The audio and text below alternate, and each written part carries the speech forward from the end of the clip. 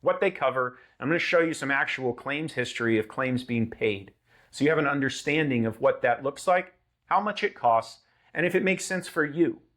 Because ultimately, this boils down to your health care and the way that you receive it.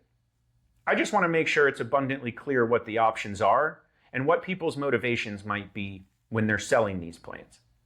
So we've now taken a look at Medicare Advantage. There are hoops to jump through, and there are benefits to people who cannot afford a Medicare supplement. This is a great option. It caps how much you can be charged, albeit a relatively high cap, but it at least puts a number on what we know our maximum expense can be for our health care for a given year.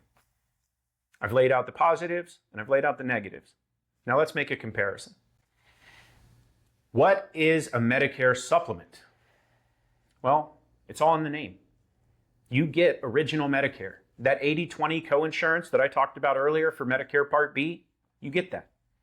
The Medicare Part A deductible that entitles you to 0 to 60 days in the hospital that we talked about, you get that.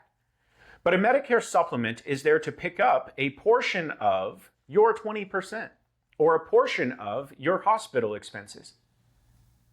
And while there used to be plans that have been since retired that covered all of those expenses, there are plans now that cover the majority of them, and I want to highlight one specifically that I feel is very affordable and that covers the majority of what people need covered in their Medicare system. Let's take a look. The Medicare Supplement High Deductible Plan G is one that you will not hear talked about on commercials.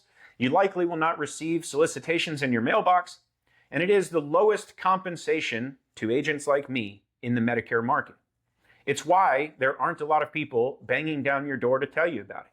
There's not a lot of people that talk about this in videos. They want to direct you to a Medicare Advantage program because it pays them 4 or 5 or 6 times more than the plan that I'm about to lay out.